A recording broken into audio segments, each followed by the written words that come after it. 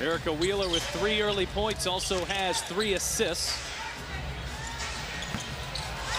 Dupree on the offensive rebound for the Fever. She goes around Howard, counted in the foul.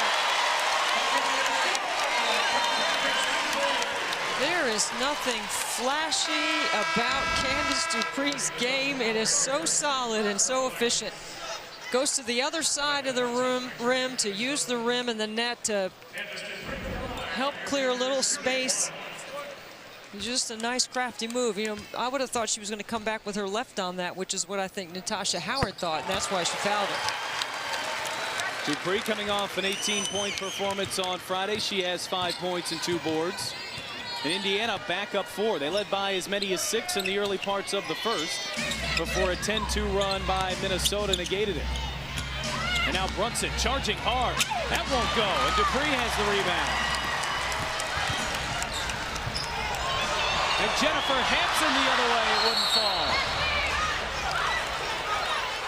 You know, one day when she feels a little more confident, she's just going to throw that one down. And it's not just Jennifer Hampson, it's true of most bigs. You got to know where you are on the floor. Like, she caught that. She had plenty of time to finish. And things happen so much quicker at this level. Hampson appears tall. It's because she is at 6'7", the tallest player currently on a WNBA roster. And she's held up her own here tonight, and a well-deserved end of the season contract as Maya Moore. You know, Minnesota had what they wanted. Maya Moore inside, posting up against a smaller defender.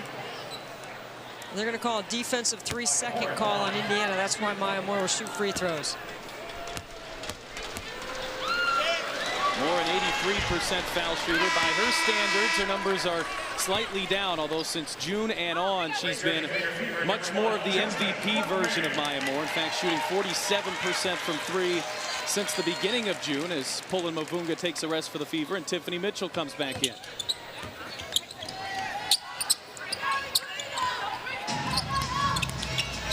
Erica Wheeler really sitting on Maya Moore, trying to front her in the post, and that's the catch and shoot of Lynette Pearson.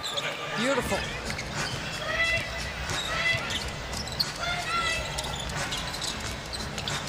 Mitchell on a weave, nearly threw it away. Guapi there for Indiana. The Fever have 8 turnovers. Minnesota already with 11. Into Dupree. She's alone underneath.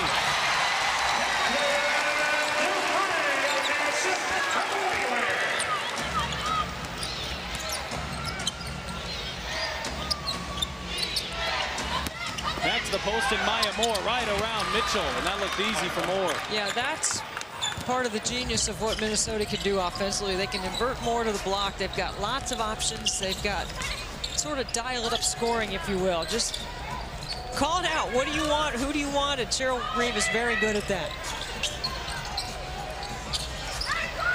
Mitchell on the fake.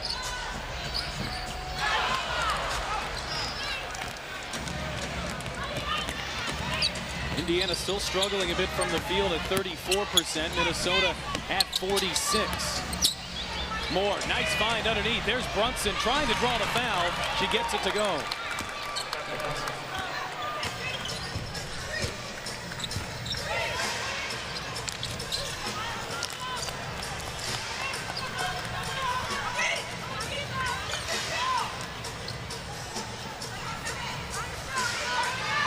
Shot clock down to 7 for Wheeler. She'll pull up, and Wheeler knocks it down.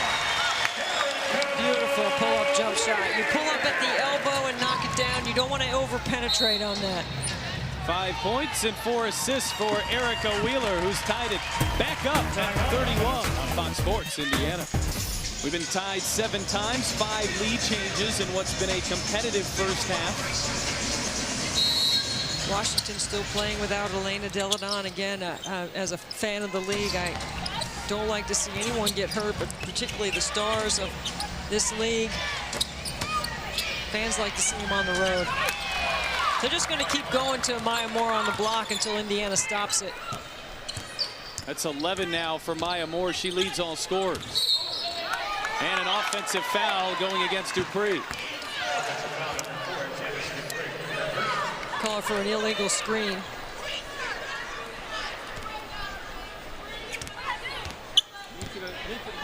One thing sitting so close to Pokey Chapman, you hear her thoughts fairly regularly. She has a tendency to stand in front of us quite a bit. Moore, that's a long two. It won't go, and Mitchell pulls down the rebound.